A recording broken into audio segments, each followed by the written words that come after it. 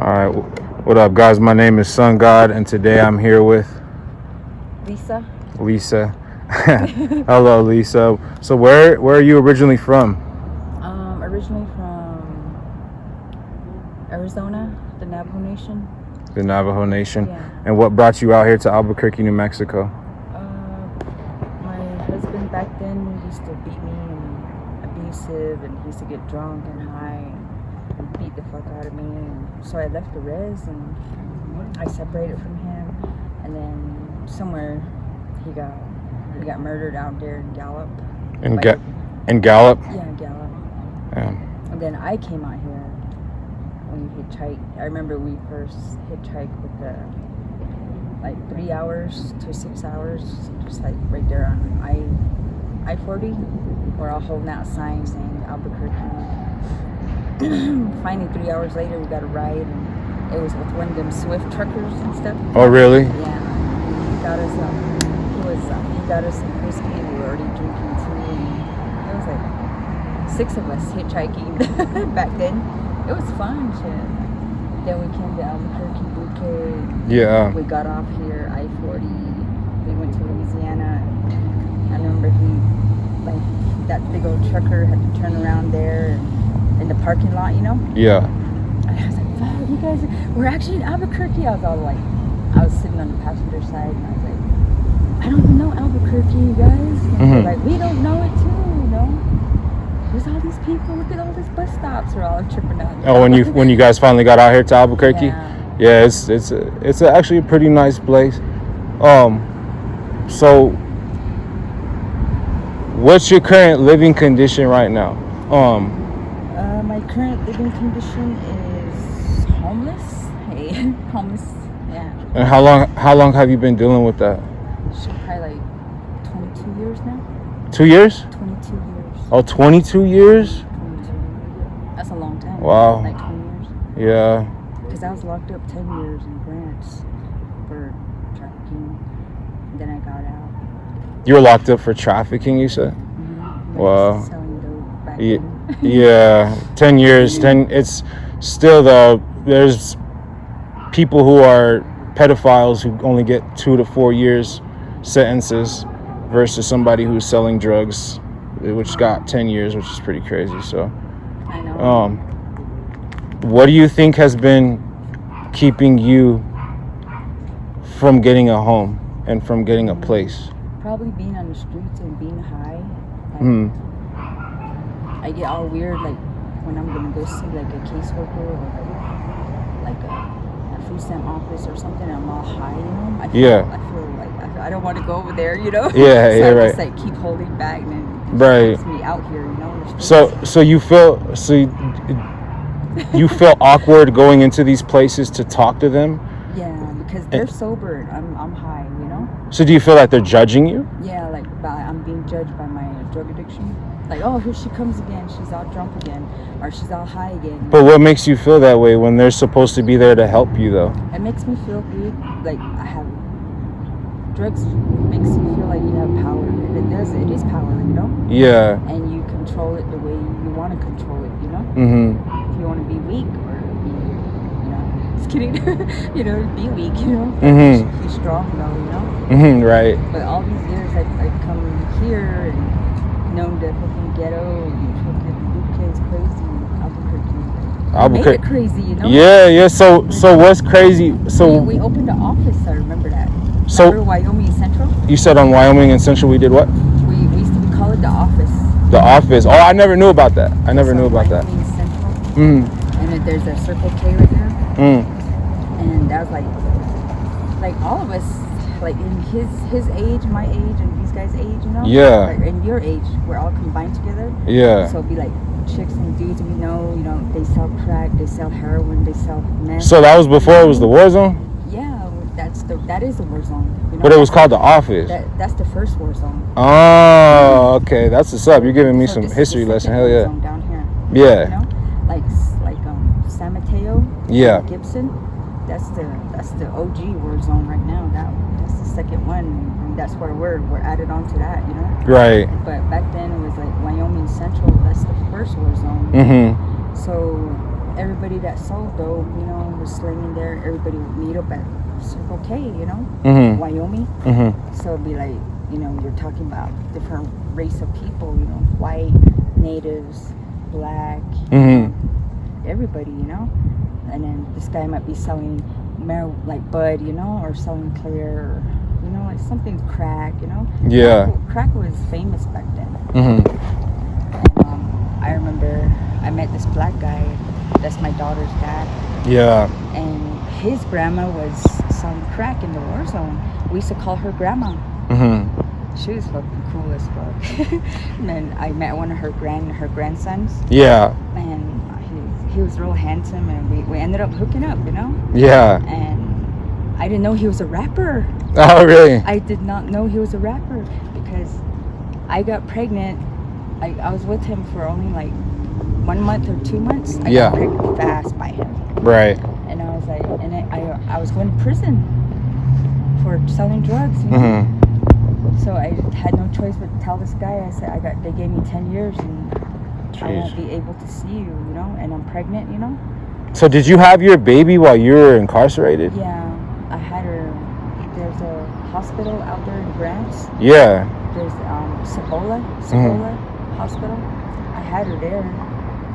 I went into labor with her, and I was in my uniform on oranges, you know. Yeah. And I was always shackled and handcuffed, you know. But while you were pregnant the entire 9 months? No, just shackled. You were shackled while you were pregnant? No, like just going to court stuff. Oh, going to court. Or like, you know, like. Right. But how did that feel while you were pregnant, having to walk in those shackles? Like going up to my court date and shit. Yeah. I felt like, damn. I felt like I was the war zone in the courthouse. But still, didn't it almost feel like harder on you as being pregnant and being in shackles? Don't you think that's almost like a thing that they should stop doing, is putting women in shackles when they have to go to court if they are pregnant? Yeah. Because I mean, you could have been at 8 months, because that shackles, you know, she could trip on her uniform, you know, like the shoes. Right. Have those fucking, what's the Crocs or some bullshit. Yeah, right, exactly. She could accidentally trip on that, you know, and she could fall forward and hit her stomach, you know, while she was pregnant, you know. Yeah, that's very dangerous. I didn't even know that they did that for women if they're pregnant, and a woman could be pregnant 8 months with a huge belly, like you said, and just trip and fall, and an accident happen. Check this out. While I was in labor with her, they took my shackles off and my handcuffs. So there has to be a sheriff, a lady sheriff inside the room. Yeah. And a male sheriff on the outside of the room. Right. So she's delivering in the delivery room. So the doctor. So the doctor's okay. But the handcuffs are tied to the bed. You know, like just one side. That's the way it was. You know? They handcuff you to one side of the bed as you're giving delivery? As you're going through delivery? No, not delivery, but as you're laying there going to have a baby, you know? Yeah. But if you're going to deliver, they take the handcuffs off and the shackles. You know? So. And the hardest part was when I had her, I gave her up to my auntie. She lives up in Colorado. Her name is Laverne Charlie. She's up there. You said Laverne? Laverne Charlie. Oh, Laverne Charlie. Yeah, she's from the Navajo Nation too. Yeah. But she's living up there in, I think Durango. In Durango, in Colorado. Colorado, yeah. So she took my daughter. Yeah. As an infant, you know. And I trust my aunt because she doesn't drink, she doesn't do drugs. All she does is work her butt off all day, all night, you know, like all the time, you know? So I'm pretty sure she raised my daughter very smart, away from drugs, away from alcohol, you know?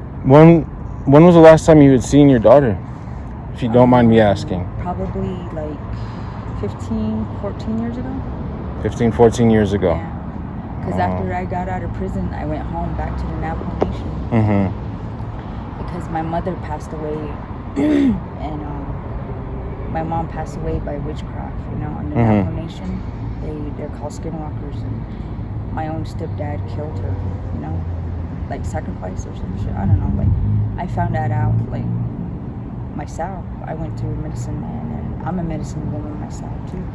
But I really didn't know how to like see things inside the fire and the crystals and the arrowheads and stuff.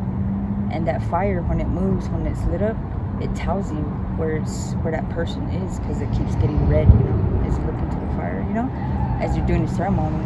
That's how it is, you know. It's like, or like if you put cedar on it, or if you use your eagle feather, you know, you just like investigate, you know, like yourself. Right. Forensics. Right. Just kidding. So like, with your daughter, have you seen any of your family at all within the past like 15 years at all? Not really. No.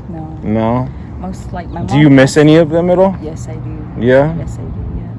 Like for your mom probably, and.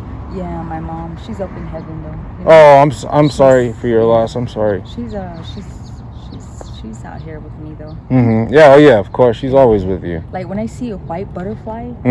Like it seems like she's always going around me. I see a white butterfly every other day, you know, and she protects me at that right moment. That's funny. When there's a police officer coming, or if there's trouble coming towards me, or somebody wants to argue with me, she's right here, right in front of me. She flies by. Oh wow. And I'm like, Mom, is that you? So I tell God, you know, God, is that my mom? Thank you for, you know, keeping her alive still with, and her watching over me, you know. I'm sorry for all my sins, you know. I try to talk to God. Oh, of course, that's good. I'm glad you do. But I still talk to God though. Yeah, that's of course. Important in here, you know. Yeah. Especially if you have nobody, you're by yourself, you know. Talk to God, you know. Yeah. That's like, God's my road dog, you know. He's your road dog? Yeah, I say yeah, because God's with me at night and day, you know. He's right here behind my shoulders, or like, hey, what's up, you know. Yeah, especially out here. Yes. So another thing I remember earlier you were telling me was that you said that the war zone has been getting crazy. Would you say within the past 10 years of you seeing everything out here, has it gotten worse?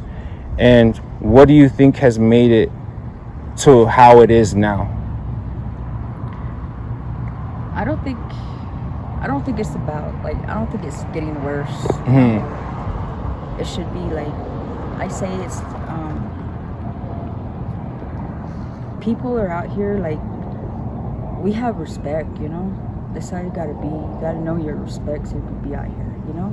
Respect others, you know. But at the same time, I understand there's the whole street code about having respect, but also there is a lot of dangers with being out here in the streets. From my own experiences, where you may deal with somebody, especially like a woman like yourself, where there might be some creep on the road who's trying to sexually harass you, or there might be some crazy person who's just walking around with a knife that just wants to stab people for no reason. Like, I've been through all that. This guy was gonna fucking kidnap me. He actually did kidnap me. It was like right after I came back out of prison, over there at Wilson Park. This guy goes, get in. The cops took my gun away. So I'm fucking running, and I'm trying to fucking crawl over this concrete wall, right? Yeah. And he goes, get in, just jump in. So I fucking ran over there, and I jumped into his ride, and he fucking took off. And I told this guy, I said, hey, dude, slow down. Where the fuck are we going? I said, he fucking took off and hit I-40 and fucking started going west side. Way the fuck out there. I don't know where we were going. This was at nighttime. And I was like, what the fuck, you know, like, and inside his vehicle was all fucking just like a mattress on the back and a bunch of blankets and like people's clothes all over the place. And if you're gonna go out the door, there's no handle. There's no fucking handle, you know? So I was like, shit, this guy's gonna fucking take me the fuck away out there, rape my ass, kill me or something, you know? So I said, hey, I started to argue with him. I said, this is the only way we can get out of it. Hey, listen to me. Drop me off right here, all right? I'm gonna hitchhike back, I told him. He goes, no, you're going with me. He goes, and sit down. He pushed me. Fuck, you don't fucking push me. I grabbed something right here on the on top of the counter thing in the vehicle. And this was like a SUV, I still remember. On the dashboard? Yeah, on the dashboard. I grabbed that thing and I fucking hit him in the head. and his head, he hit the steering wheel. Yeah. We start going like this, you know, bumpy roads, and then there was a bridge coming up. We fucking flipped with the bridge. After he started fishtailing the car. And then I flipped, and we both, the windshield broke with us, but we didn't fall out. Jeez. So he fell out under the bridge, and I was still in the vehicle. Mm-hmm. And I was like, shit. And this guy, he jumps back in again. And I'm like, I looked around, and it's like a SUV, but it's all blocked, no windows in the back. I'm like, shit. So I started fighting him with this object. I don't know what it was, like a bat or a hammer or something. Mm-hmm. I started hitting him in the head real bad. He started, bleeding from the head and all kinds of shit. And I started uppercutting him. He started fighting me. He grabbed my hair and threw me down. We were fighting, boxing in there. And I fought him. Well, I mean, you fought him for the safety of your life, because otherwise you may not be here today. Yes. And that's probably why he had that door handle off, as you said earlier. Yeah, the door handle from the inside was missing. Not even there. Yeah, it was missing, so that way you couldn't get out. Yep. Mm-hmm. Well, I'm really grateful that you're here today, and I'm really glad that God blessed me to meet a really kind soul like yourself today, because you do really give off really good energy. So this guy, we parked at this restaurant in the parking lot. I told him, fucking stop right here now. I had this whiskey bottle, and I busted it. So I was ready to cut, you know. I cut his throat here and there, and I stabbed him in the artery in his neck. So he's laying on the driver's side, bleeding to death. Yeah. And I'm like, fuck. I looked around. There's a lot of people. I'm like, shit. And we're fucking at a restaurant. He's all choking on his blood. I was like, fuck. I don't want to get busted, you know. So I fucking just sat on the ground in the vehicle. He's over here choking on his blood and shit. And I fucking kicked the windshield so hard with both of my shoes, my feet, and the whole windshield broke. And it came in. That's how I escaped. Wow. Fucking crazy, huh? Wow. Well, I mean, I could only imagine how when they found all those bodies on the west side of Albuquerque of those women that were killed. That I don't want to they were labeled as prostitutes from the state of New Mexico, but they were still people at the end of the day. A lot of them I remember. I was out here in the streets with them. I used to sell crack to them. I used to sell meth to them. You know? They were my customers. You know, and they'd be, hey Lisa, let's get high. There was this black chick. She used to always love clear and crack. You know, they call her Ducky. She'd be like, come on, let's get high. Sit down a little bit. Stop hustling. Take a break. She's like, I was like, okay. So we sat up there towards them, like they're in Charleston and Central. And we sat there, we're all fucking laughing, just getting high. And she's a black chick. She's she works, you know. And she's one of them too. She's still alive to this day too. I seen her every once in a while. I still see her. That's what's up. When I was going to jail, the MDC, some of these women that were on the west side that were murdered, you know. Yeah. They were cool as fuck, man. I went to jail with a lot of them. Yeah. They used to tell me stories about them, those cops. Yeah. They used to say, like, a police officer told me to suck his dick. That's the only way I could get off the fucking vehicle. Or he'll set me free. That was the only way they had to have sex with the police officer. Just to be free. Or fucking, they'll be like... Wait, and there has, you know, that's... They'll be thrown in the trunk too, you know? Yeah, and it's believable too, because there actually has been documented cases in other states where police officers have done that with women before. But I don't want to keep your time too long. That is, you know, police officers. You know? I mean, they have a living too, you know. Yeah, they do. I'm not gonna be like against them because, you know, they're breathing air too, you know. Yeah. They take care of their family. Yeah, of course. But still, wrong is wrong. That's still the law is the law, and that's breaking the law. That's when I was younger, I used to be against them a lot. Like, yeah, I used to hate them and start shit with them. You know. Yeah. But I always remember this one police officer, Daniel Webster. Yeah. He was a sergeant in APD. They killed his ass. They shot his ass on Central up there at Eubank. Oh, really? He told me, he goes, when I was going to prison, he goes, I'll make sure you get your 10 years, Lisa. He fucking snitched on me and testified against me. Oh, that's lame as hell. I had drugs and shit. Oh, that's lame. Wyoming Central. Okay, Circle K. Oh, that's crazy. That's crazy. He's dead now. So. Yeah, shoot. We all live and die. But So you know, if Albuquerque is fucking cool though. it is, so if you could say one last thing for people, that if you could give any advice if somebody were to go homeless and to end up in a situation where they don't have a roof over their head, what would you say? And what would you tell them about making sure to be safe out here? Like, I would bless them, and you know, bless them really well, you know, just by their energy, and bless them, you know, like the way I survived. I want them to survive too, you know, and do it on their own, because like it's like nobody's gonna tell you like tie your shoestrings or like prison style, you know, like you gotta do everything yourself, you know. Like, I'm gonna go make a camp by myself, you know. Like, you have to survive, even though we're women, but shit, you gotta go out there and fucking, you know. Sometimes I was desperate for money. I fucking went out there. I didn't even want to panhandle because I was sober. Right. But if I'm drunk or drinking, I'll go out there and fucking go start a conversation. Hey, is it true? Like, not true, but is it okay if you can help me out with some cash? You know, like, I have a drinking problem. You know, I'll just tell them straight up. I have a drinking problem. That's what I'm trying to get money for, you know. But it was always for drugs or something, you know. It's crazy, but sometimes you have to lie just to get money, I guess, if you're gonna panhandle, you know. Yeah, sometimes, yeah. Things can happen for a strange reason, but also it's nice that you're very honest with people, and you come off as extremely kind.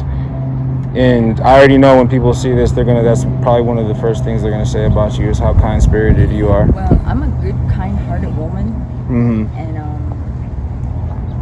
all I ask is just like, be real, you know. Yeah, be real. Just be straight up with me, you know. Be honest like me. Be faithful. You know, I can trust you. You know? Yeah, right. That's like one thing I look in friends. You know, you can be my friend. You know, trust. That's where it starts, right? But sometimes a friend will lead you the wrong way, you know? Yeah. They burn you, or they lie about you, and they want to argue with you. That's not a friend, you know? No, that's just a snake who wants to bite your ankle, and then... But like, Albuquerque's mine. I thought you were my friend. I'm gonna kick your ass out. Just kidding, but you're stuck in my web now. Just kidding.